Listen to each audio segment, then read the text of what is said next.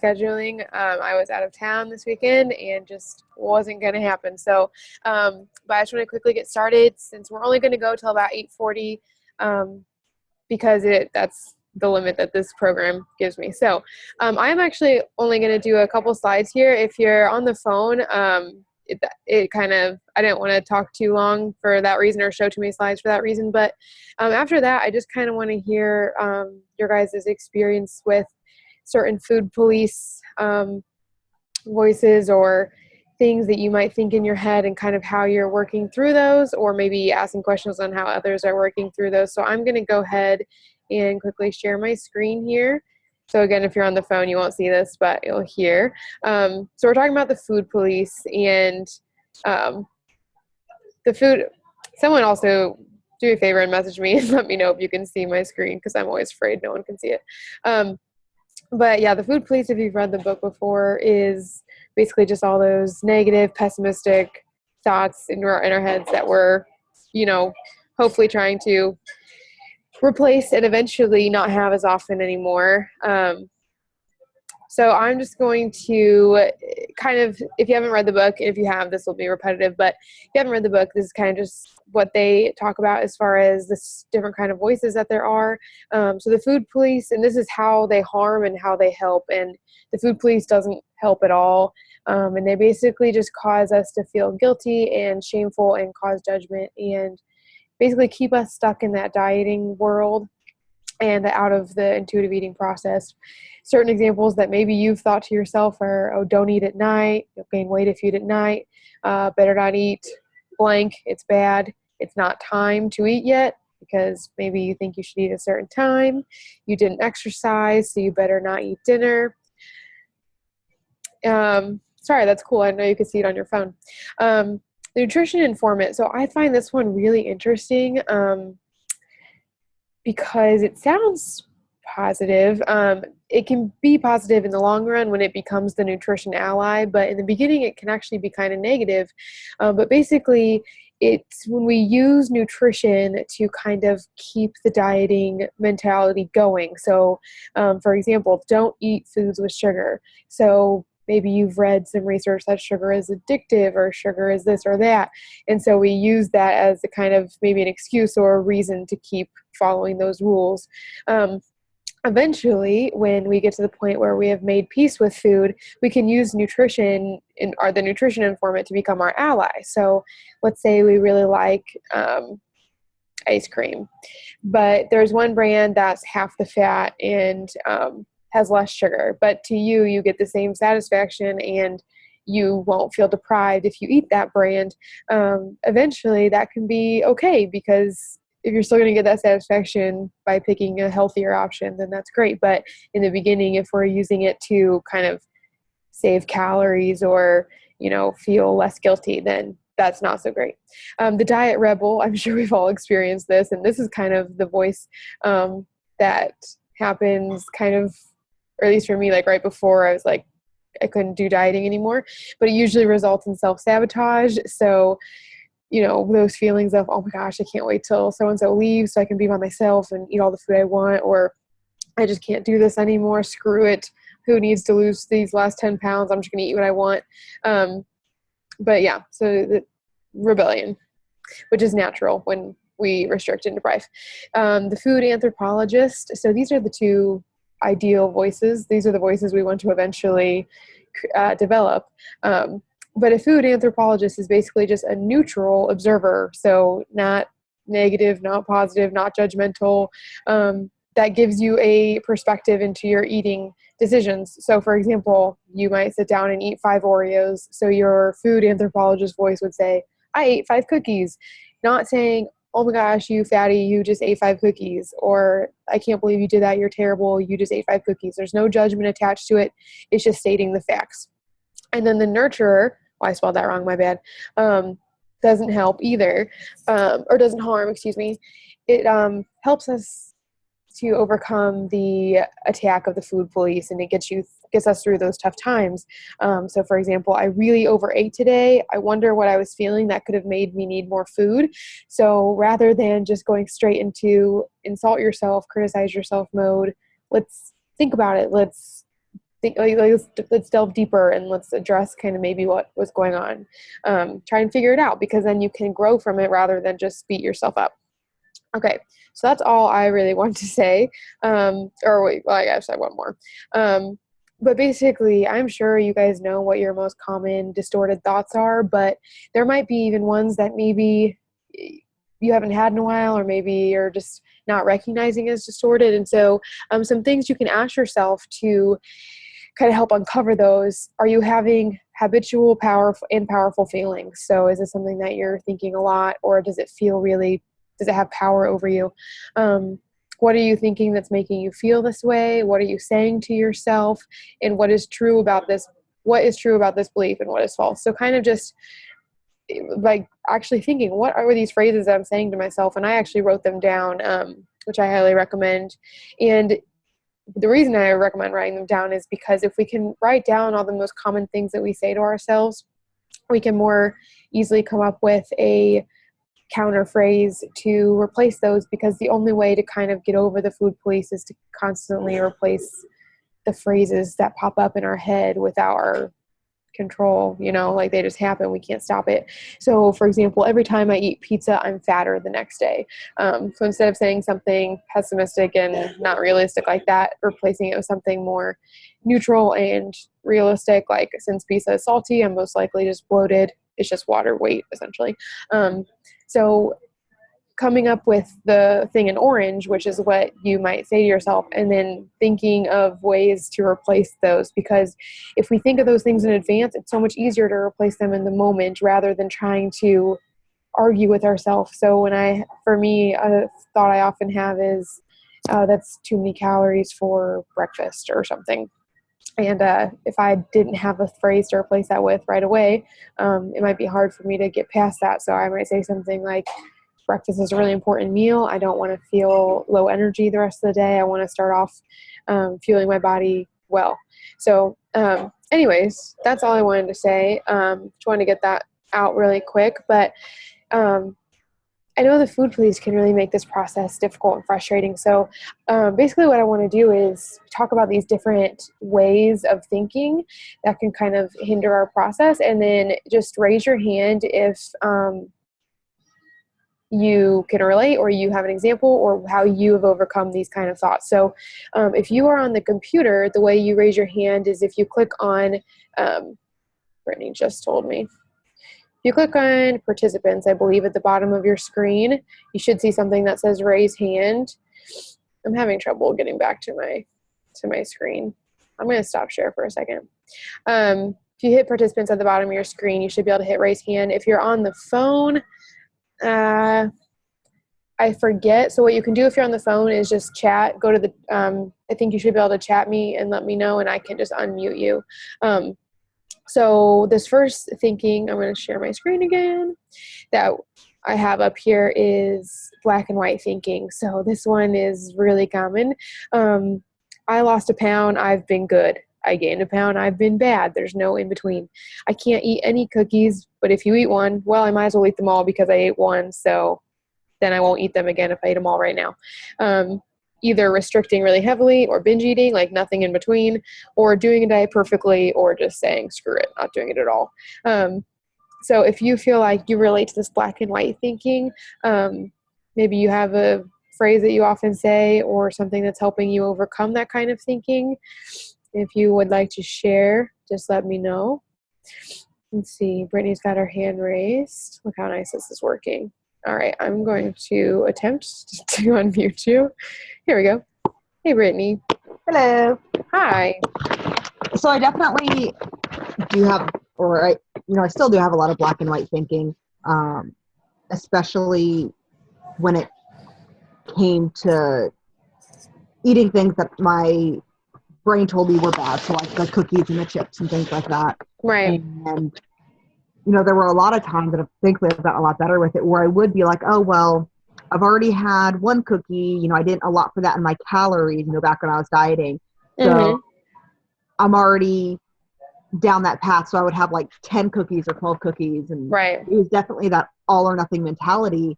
And since switching over to the intuitive eating, I've especially when it comes to sweets and cookies, I still have a little hard time stopping, after I'm satisfied. Yeah. But now I tell myself, okay, if I have one cookie, I can have one cookie, or I can have 3 cookies if I want, or I can have 5 cookies if I really, really want these cookies. And I don't feel so bad because, especially if I eat, more than just one. If I eat one cookie, I know that I really didn't want the cookie to begin with. But if I have more than that, then I know that I was really, really craving the cookies. And that actually happened the other day with cinnamon rolls. I went to make cinnamon rolls and the dog ate them all. So when yeah, it was terrible. When I made the next batch, I'd been wanting them for like 3 days after that, because the dog had eaten them, so I didn't have any. And I had like 2 in the first night. And at first I did feel really bad. I was like, oh my gosh, I ate all those cinnamon rolls. I'm going to feel so fat. That was so terrible. And I was like, wait, I've been craving these cinnamon rolls for so long. And then I was denied them because of the dog. Mm-hmm. And this is my way of just being happy and enjoying these delicious, gooey cinnamon rolls. And Right. the thought was still there in the background that, oh, I shouldn't have done it. They're too fattening. But the thoughts that were more in the forefront were, oh my gosh, these were delicious and the best cinnamon rolls ever. Well, good. That's So good. it's definitely just sort of, sometimes I have to force myself to give those thoughts, those happy thoughts. But once they start going, I notice, especially after a while, that they just kind of start flowing on their own. So it's just kind of really, I guess, stepping up and putting your foot down on those thoughts, those bad thoughts, and finding good thoughts to push forward, even if it's something as simple as, you know what, I like this food, I'm going to eat it. It's not bad for me. I like it. I'm going to have 5 of them, and I don't care because they're delicious. And if that's your only reason, then that's fine.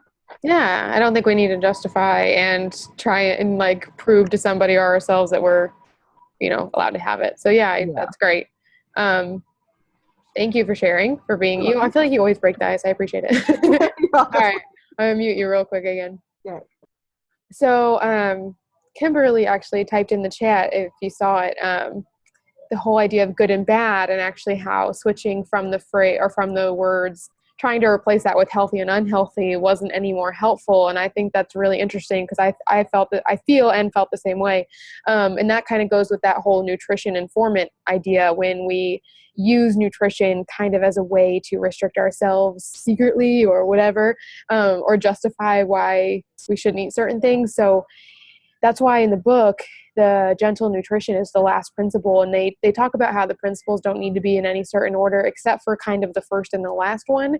Because if we address nutrition too far in the beginning, we can start to restrict ourselves by saying, well, this is an unhealthy food, so I'm not eating it because it's bad, but it's unhealthy, so I really shouldn't eat it. So we have to kind of be careful with that, because no food is going to make us an unhealthy person in one serving or one sitting, and no food is going to make us a healthy person in one sitting. So we just kind of have to make sure that's not our new good and bad phrases. I'm going to unmute Kathy now. She's been waiting. Lower hand. Where'd you go? There you are. Hey, Kathy, what's up? Hey, so I was just thinking about this because I've had a real struggle with the black and white thinking. Mm-hmm. And, I actually, for the first time in probably ever, I think, so over the weekend, we went out to Mexican on Friday night, and then we went to a wedding on Saturday. Mm-hmm. And both of those things are usually issues for me, and I know that, like with the Mexican, I, did fine with the chips before dinner. But then after I ate my meal, for some reason, I kept snacking on the chips. And then that started my thinking of all this black and white thinking. And, I had all these binge thoughts, and I came home and I ate something. And then I thought, you know what, I'm not doing this. So I didn't eat anymore. That's awesome. Yeah. And then the same with the wedding. I ate more than I did pretty good. I did a lot better than I've done at other parties and stuff. But I still ate more than I really wanted to. Right. But when I got home, I just said, you know what, that's okay. I'm just going to, deal with it and not going to do it, And so it's been really hard for me to concentrate on the positive, but I'm really trying to concentrate on the positive, in that I did not I had those thoughts, and I kind of started a little bit on one night, and then I thought, no, I'm not going to do this. So Right. like, And I stop. think, That's been really hard, stopping it once it starts. oh yeah, for sure. And I think a lot of those things that sounds like you're replacing your thoughts are definitely fall under that whole nurture category. We need a lot of that, and we need it not just in reaction to those thoughts, but before those thoughts ever come up, because, the more the better, and better to do it consistently rather than just as a reaction to a negative thought. Right. But yeah, that's great. And the Mexican thing is so hard. That's one of my biggest struggles, and weddings, and that was a lot to handle in one weekend. So I hope you're proud of yourself because that's pretty impressive. It's tough. Okay, I'm gonna mute you real quick. Kathy, thanks for sharing. You always help break the ice too. Thanks. Okay, so this next one, I'm going to try and move quickly here.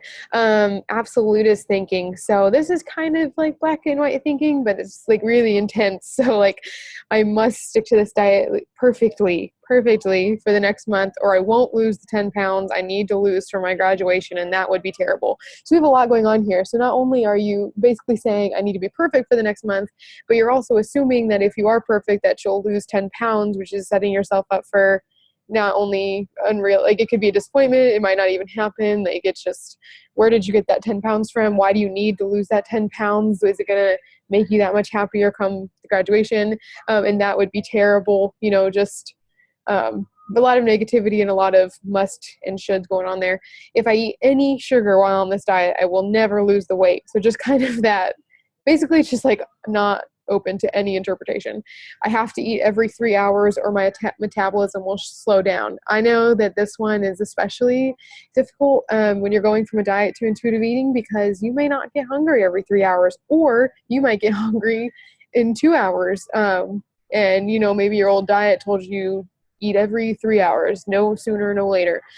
Stop eating at 7, told you when to eat. And so that's kind of hard too, because intuitive eating, we don't eat according to, or we're not trying to eat according to a schedule. We're trying to eat according to when our body's hungry. So if you maybe have struggles with like your eating schedule, or feeling like you're being too closed-minded, or expecting too much of yourself, or creating these needs, like you need to do something by a certain time, if you feel like you're experiencing that, just kind of think about that for a second. And while you're thinking about that, I'm going to talk about the next one. And then if you have a thing that you think of while I'm talking, then by all means raise your hand.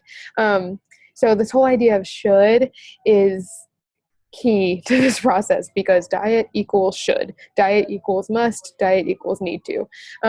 So these are some kind of examples of ways to start replacing those should phrases. Instead of I should eat more vegetables at dinner, replacing that with I want to honor my hunger and listen to my body, so I am satisfied by what I'm eating. So if vegetables don't sound good for dinner and you force yourself to eat them because you think you should, I think we all know what's going to happen when we do that.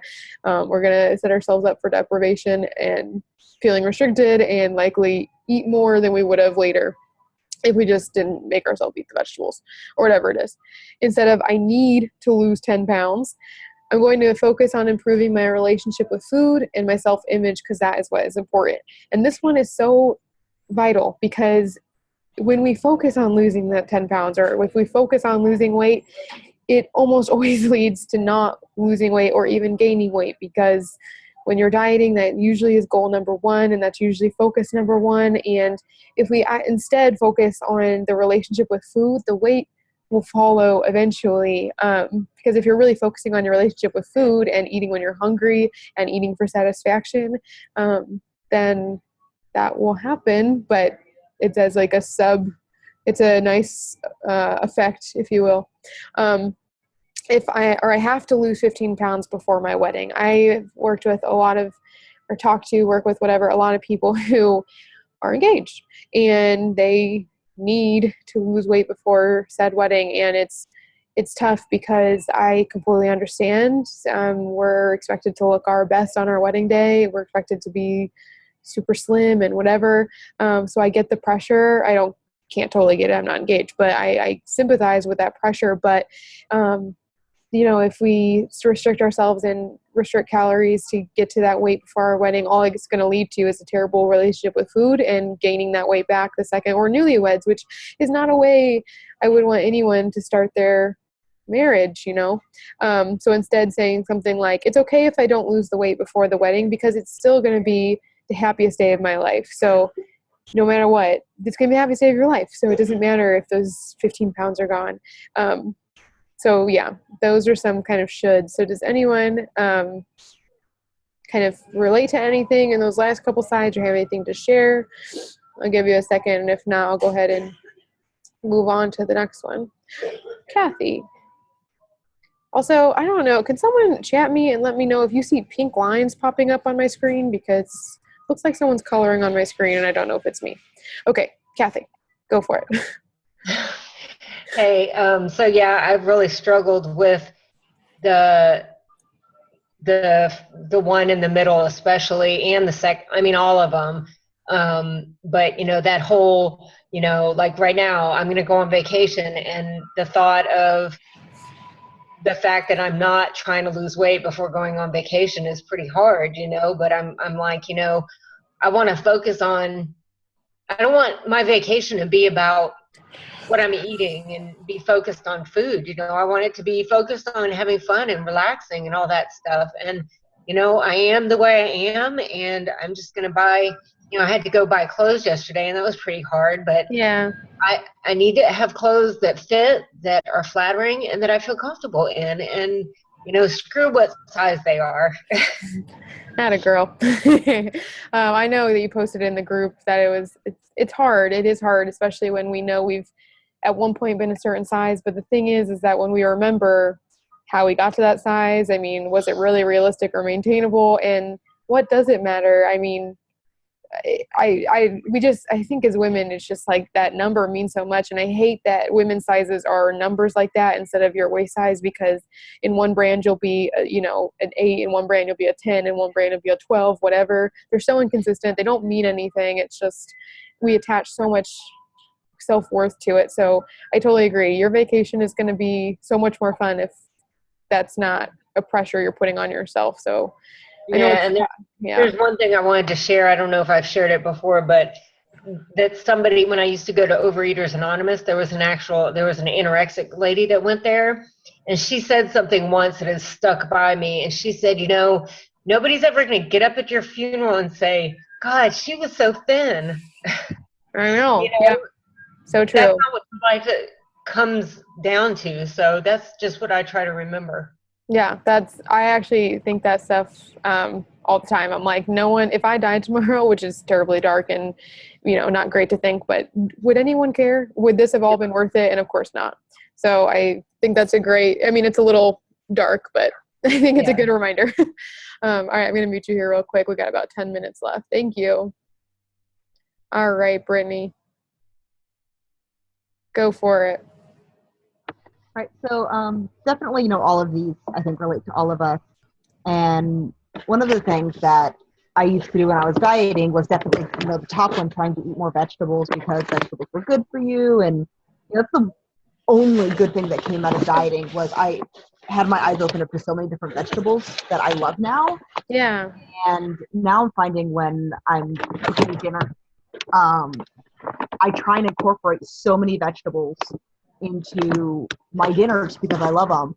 And I know that it's not because I'm forcing myself to do it anymore, but I'm just like, you know what? I want vegetables. My body wants vegetables. And it's really nice not to have that thought in my head anymore of, oh my gosh, I need to have more vegetables on my plate. I need to fill up with vegetables. Your plate's supposed to be, I don't know what they say anymore, 50%, 75% veggies or whatever it is nowadays. Whatever they say. Yeah. And I would try and go by that so much.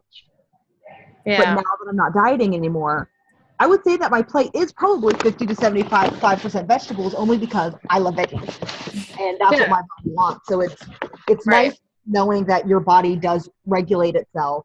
Yeah. To wanting those veggies, especially if they are something that you love. Right. And the thing is like now it doesn't feel depriving to eat them because you want to eat them. You're not doing it because you should. And what's funny is it probably enjoyed them just as much, or you probably liked them just as much on a diet, but they weren't as satisfying because you felt like you had to eat them or something, so you'd rather want something else. But, for me, I'm a vegetarian, and I call myself an anomaly because I actually don't like very many vegetables. So, I don't think that there's, like you said, they say you need 50% on your plate, but I think what's nice with the intuitive eating thing is we don't need any certain percentage on our plate, but if that's what you want on your plate, then that's what you put on your plate. So, yeah, that's awesome. And go you for liking veggies. You eat the veggies that I don't eat. So, okay. All right. I'm going to mute you here real quick.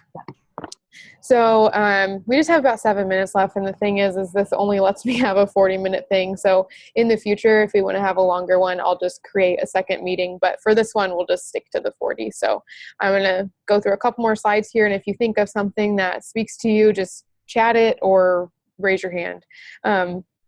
Sorry about the pink. I have no idea what that is. I feel like someone took over my computer. Okay, so catastrophic thinking basically is, again, this is kind of like everything bad happens to me kind of thinking. I will never lose the weight. This is hopeless. I will never find a boyfriend, spouse, whatever, looking this way. If I let myself eat any food, I'll never stop eating. That last one is one that almost everyone who first hears about intuitive eating thinks or says about themselves. Oh my gosh, if I eat whatever I want, I'm going to eat all the time. And I'm sure we all felt that way at some point, and hopefully now you've gotten to a point where maybe you've proved to yourself at one point that that's not true. But these are just kind of like the second one says, these are all hopeless kind of ways of thinking, which they don't serve you at all, and they're a waste of energy. But when we do have these kind of thoughts, like if you think to yourself, oh my gosh, I'm never going to lose the weight, replacing that with, right now I'm not focusing on my weight, I'm focusing on my relationship with food because that's more important in the long run. Or this is hopeless, thinking, no, there's a lot of things that I have hope for, whatever. Pessimistic thinking is, as we all know, pessimists are negative. But these are really easy to think, and they're so habitual that we really have to be self-aware. So saying something like, I had a terrible week, when someone asks you how your day was, oh, it's terrible. When we do those kind of things, we totally negate all the good things that definitely happened that day, because we can always name something good that happened or something good we did. So trying to replace that with something, even if it's one thing, even if the only good thing that happened is that you took a shower, whatever, it's something. I overate so much. Instead saying something like, well, I did honor my hunger many times, or I honored my hunger once. Even if it's just once, that's more positive than I overate so much. All I ate was sugar. There's never been a day where all you ate was sugar. Even if all you ate was sweet foods, you still ate some flour or something else, but there's something else you could replace with that. I feel so fat. I'm feeling better than I did, or my relationship with food is improving, or I'm feeling less obsessive or something. I can't eat intuitively. That's just basically self-fulfilling prophecy. Trying to think of something, well, I am improving and it is getting easier. But yeah. Kimberly says terms like always and never really wreck your thinking and confidence, and they're rarely true. Yeah. I mean, there's a reason that always and never are hardly used in true false statements, because there's rarely a time when those words are true. There are certain things, but when it comes to our relationship with food, we really want to try and steer away from those kinds of words, because they're harmful. I'm never going to be able to do this, or I always mess up, or I always am going to binge, something like that. And the last one here is linear thinking. This is kind of just not acknowledging the process and kind of just A to B kind of thinking. The most important thing is that I get to my goal weight, which we all know that kind of thinking is really impeding our process.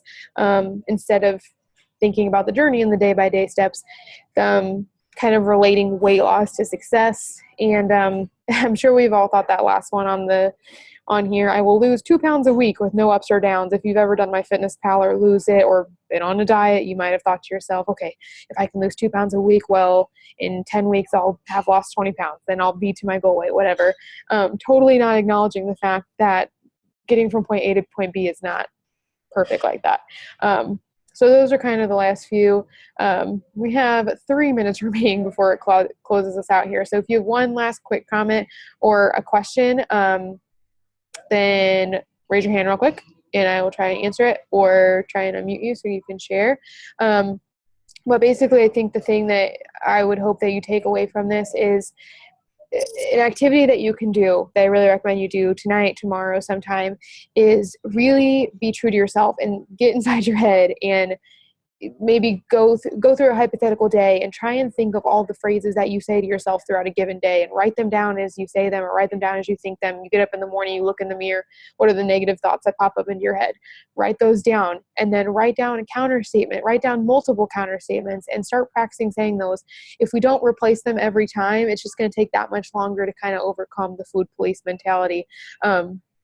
And the thing is it's time. There's never going to be a time in our life where we never have a negative thought. That's just crazy. But there will be a time in our life if we keep replacing these thoughts and keep proactively being realistic and positive and not black and white, that they will become less common. So I hope that gives you something to go take away from this and do. And I encourage you to read that chapter again in the book. I have a video on my YouTube channel that says more about it, but I have to close this out really quick because it's about to kick us off. So I really appreciate you guys coming on. If you want, I can send you a link to a second meeting if you want to log back on. I'll do that real quick in case you have more to say. But I appreciate you all being here. Or just, if you have questions, comment them in the event. So I got to log off. Thank you all. I'm sorry this is short. The next one will do better. Okay, bye.